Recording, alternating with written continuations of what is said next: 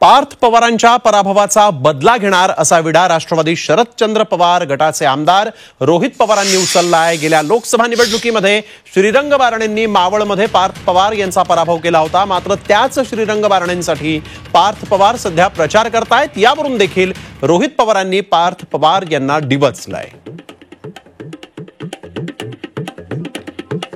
जे पवार साहेबांना म्हणजे अजितदादा पवार साहेबांना वडील म्हणायचे, बरोबर, वडिलांना सोडून भाजपबरोबर अजितदादा गेले।